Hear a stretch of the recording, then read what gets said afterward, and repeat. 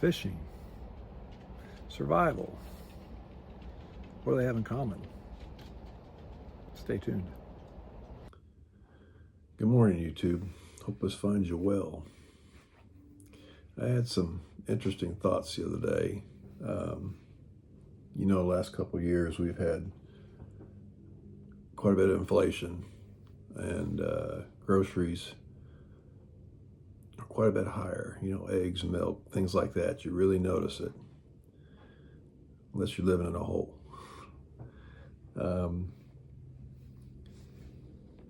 They're high enough that we have to make choices, right? If it's not a necessity, we don't buy it like we used to. So the poor folks who make ice cream, probably in trouble. What if inflation got higher? Our inflation for the last couple of years has gotten as high as, I think, 7.5%. Okay.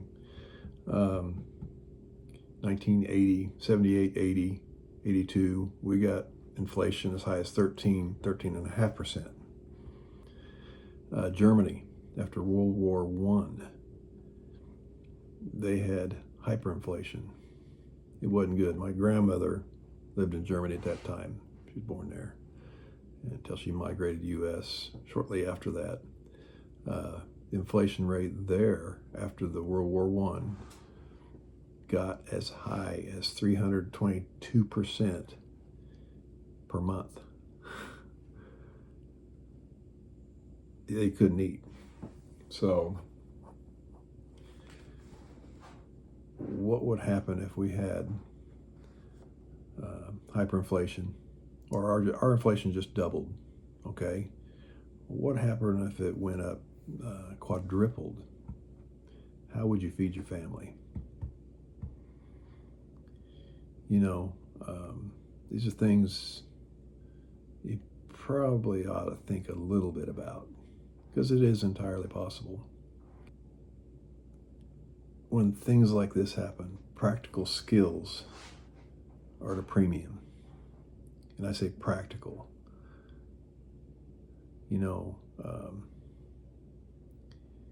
If your skill is an artist, you may not be needed as much. And I'm not putting down artists, because there's a place for them. If your skill is a mathematician, I love math, but it may not be very practical during those times. There's places for these guys, but just in times of trouble, maybe not as much. What do you have to offer to your family or to a group you may team up with? Abilities, skills to help everybody survive. This is something to think about. You like to fish. You have the equipment. What do you go fish for? You get some crappie. Crappie, great eating. One of the best ones out there for fresh water. A crappie, the average crappie is 2 to 3 pounds. How many crappie will it take to feed your family? Quite a few. May I suggest going fishing for catfish? Catfish, you're not sure when you hook into a catfish if it's a 5-pounder or a 50-pounder. The meat that you get off a catfish, if you get a 10-pound catfish, somewhere around a third of it, maybe less, is practical meat that you can use. So if you get a 10-pound catfish, you're going to get 3+ pounds of meat off that catfish. Get a crappie, get a 3-pound crappie, you're probably fortunate to get a pound of meat off of that. What if you'd hooked into the 50-pounder or the 30-pounder? Get quite a bit more meat. So catfishing kind of makes sense if you're trying to feed people.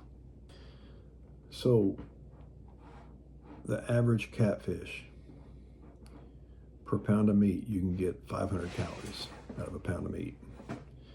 And typically a person needs 1,500 to 2,000 calories per day. So you do the math.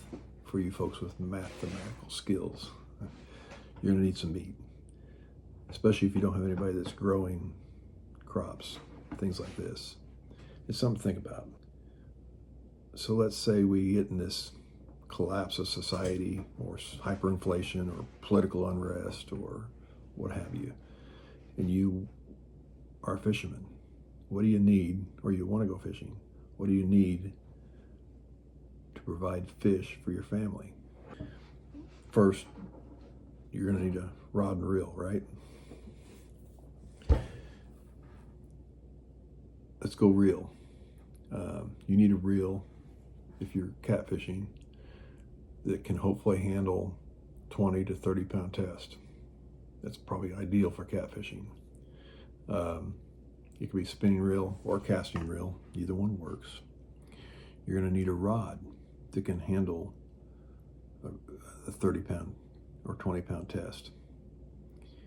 If you're fishing from the bank, you're going to need a rod that is probably 8 feet, maybe 9 feet. The longer the rod, the farther you can cast that thing out and cover more water. So you got a reel, you got a rod. Now you need some tackle. You're going to need hooks. And if you're catfishing, they're bigger hooks, typically. I like circle hooks. I use size 6 to 10, a variety of them. Use size 10 hooks if I'm trying to get big cats. If I'm hooking into smaller catfish, I'll be down to size 6 or so. You're going to need a variety of fishing weights, because you're going to typically fish off the bottom of the lake or river or wherever you're fishing. So a variety comes in handy. I personally use a leader that I tie that hook to, and then tie it to a swivel, and I'll use 60-pound leader.